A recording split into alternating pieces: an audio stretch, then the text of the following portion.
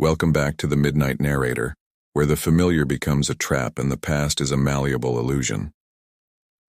Tonight we explore a chilling tale of a mysterious apartment building, a series of cryptic notes, and a young man caught in a terrifying game where the rules are constantly shifting. Prepare to question your own memories and confront a reality where escape may be an illusion. Join me as we unravel the haunting story of the seventh floor. Turn down the lights, steel your nerves, and listen as we descend into a nightmare where the only certainty is uncertainty. I was on my way home from work, like every day. Nothing out of the ordinary until I reached my apartment building. A single sheet of paper was glued to the main entrance. My stomach clenched as I read the stark message. "You've never been here before."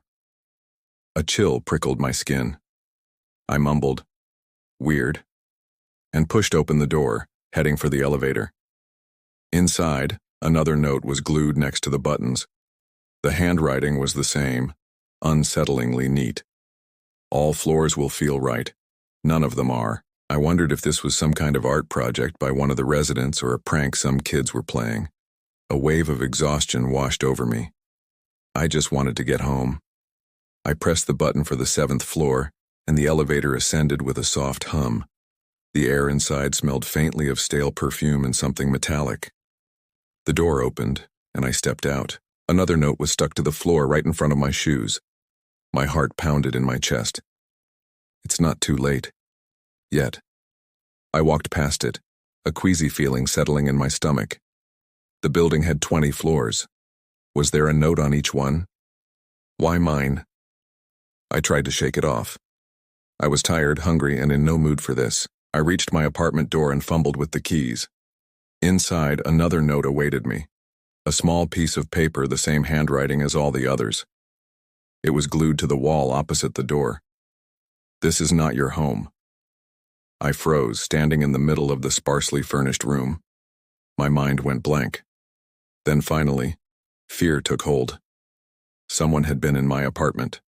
Maybe they still were. My apartment was a one-bedroom, so hiding places were limited.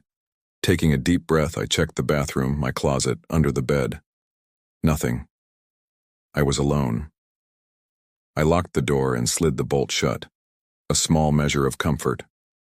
Once I felt safe enough, my thoughts began to race. A strange feeling settled inside me. These notes weren't a threat, but a warning. I needed to talk to someone. I decided to knock on my neighbor's door.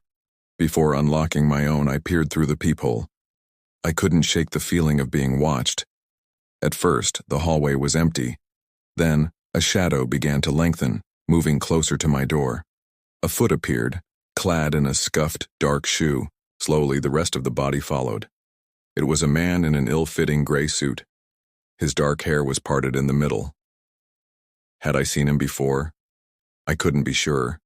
I thought he was just passing by, and tried to control my breathing, afraid he'd hear me through the door. But then he turned, his gaze fixed on mine as if he could see me. He slowly waved. I stumbled back, my breath catching in my throat. A loud knock echoed through the hallway. I didn't move. I held my breath until I felt dizzy. Finally, I crept back to the peephole. He was gone. Panic clawed at me. I needed help. I checked my pockets, my bag. No phone. It was too coincidental. Someone must have taken it. I knew I had to get out, but I was terrified of running into the man in the hallway. Before I could formulate a plan, rapid knocking came from my door. Different this time. Urgent. I cautiously approached the peephole. It was a young woman from my floor. We'd chatted a few times in the hallway and the elevator. The knocking grew louder and I heard a whispered plea. "Please let me in." Reluctantly, I opened the door. She pushed past me, slamming the door shut. Her eyes were wide, her breathing shallow. "What is going on?" she cried, her gaze falling on the note on my wall. "Did you get one too?" I asked. "I've been hiding in my apartment all day. Something scary is happening," she whispered. I didn't know what to do. Then I heard your door. "You're the first person I've seen come home." She looked at me, her eyes filled with fear. Then I saw that man outside. I waited until he was gone. Someone was messing with us. Seeing the genuine terror in her eyes made it real. We had to get out. I don't know what the hell is going on, but we should try to get outside. We can grab some knives. We can't, she interrupted. There is no way out. What do you mean there's no way out? Once you're inside, you're stuck. What? She sighed. Do you know who I am? We'd met a few times. In the hallway, the elevator, small talk. I don't remember your name, but let me make this quick. You don't know me, we've never met, and we don't live here. I laughed, a nervous, brittle sound. Before I could speak, she continued. Think about it. Really think. Try to remember. Is this your home? I looked around the sparsely furnished room. 3. No photos, no mail, nothing personal. I looked at her. Early 20s, maybe. Long, curly brown hair. Something was off about my memories. Normally, you remember things in the third person. These memories were in first person, like they were happening now. I swallowed. What is happening? Am I losing my mind? She shrugged. I tried to recall my family, friends, my childhood. Nothing. A blank slate. What's your name? She asked. Dan, I think. I'm Cassie. Cassie, why did you come here? Why trust me if you don't know me? Another shrug. I couldn't hide forever. Shouldn't I be trusting you? I shook my head. No, I didn't know what to say. I'm not dangerous. She smiled, a chillingly innocent expression. I'm going out, I said. Like you said, we can't hide forever. You look weak. You should eat something, gather your strength. Then we'll make a plan. She was right, but I felt too sick to eat. I grabbed a large kitchen knife and headed for the hallway. No one was around. I hurried to the elevator. The note I'd seen earlier was gone. I pressed the button. Nothing. The stairs were locked. Then the elevator doors opened. The man in the suit was inside. Our eyes met. He saw the knife. He shook his head, then looked past me, directly at Cassie. Come back, quick! She shouted. The man took a step forward. I ran back to the apartment. Cassie slammed the door shut, locking it. I was panting. I told you there's no way out, she whispered, sinking onto the sofa. Not my sofa. We can't stay here forever. We'll starve. He could break down the door. We should make a sign. Hold it out the window. Someone will see. Cassie frowned. The man started banging on the door. Louder and louder. Get out of there, his muffled voice echoed. It's not too late. His voice trailed off. My eyes darted between Cassie and the door. I wanted to scream, to leap out the window, but it was too high. Cassie caught my eye.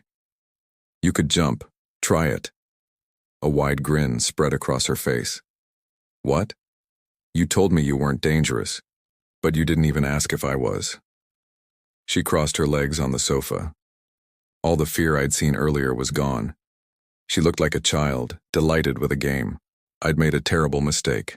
I'd trusted her because I thought she was my neighbor, because I thought she was in danger. The banging on the door resumed. Did you leave all those notes? I asked. She shook her head. Why would I warn you? Who is that man? Are you helping him? She chuckled. 4. Something about her face was off. Too perfect. I gripped the knife tighter. A loud thud. The door splintered. An arm grabbed me, pulling me into the hallway. Before I could react, I was being dragged into the elevator. I fell to the floor. Cassie stood in the doorway, smiling. She didn't try to stop him. Don't be gone too long, she said as the doors closed. I still had the knife. I lunged, plunging it into the man's leg. His eyes widened as he crumpled to the floor.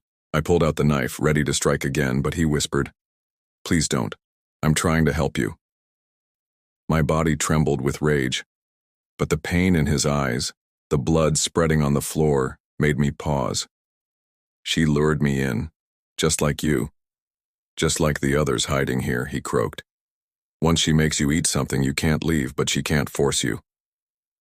I was speechless. The elevator doors opened on the first floor. Run, he urged. Try not to think of this place again. I looked at his bleeding leg, guilt gnawing at me. He was trying to help me all along. Seeing my hesitation, he added, "My leg will be fine. We heal faster here." "What's your name?" I asked. "Matteo Gerard. It's the only thing I remember." "Matteo, I can't just leave you. You have to, while you still can. And be careful. She'll find a way to get you back." The first moments after leaving the building were a blur. As I got further away, real memories flooded back. My real home, my past. The memories of Cassie and the apartment remained, vivid and disturbing. But when I tried to find the building again, it was gone. I searched online for hours. Finally, I found him. Matteo Gerard. He'd disappeared 5 years ago on his way to a job interview. He was only 20. I dug deeper. He'd disappeared once before, after a festival. He was gone for a week, then returned home, disoriented. I could only imagine what his parents went through. They probably thought it was drugs, or a breakdown. Then Cassie found him again. And this time he couldn't escape. He told me not to think about it, but I can't stop. Why did she let me go so easily? She could control my mind, my memories. She could have stopped me. Then I remember the smirk on her face when she told me to jump. My fear was a game to her. She let me leave because she knows she can get me back and play another round. And there we conclude our unsettling journey into The Seventh Floor. A story that delves into the chilling consequences of memory manipulation and the terrifying power of a predator who plays with human lives. What happens when the very foundation of our identity is called into question? How do we escape a trap that exists not just in the physical world, but within our own minds? Share your thoughts and theories in the comments below. If this tale has left you with a lingering sense of unease, don't forget to hit that like button, subscribe, and activate the notification bell to join us on future journeys into the darkness. This is the Midnight Narrator, signing off. Until next time, remember, sometimes the most terrifying prisons are the ones we build for ourselves, the ones where the locks are made of our own forgotten memories.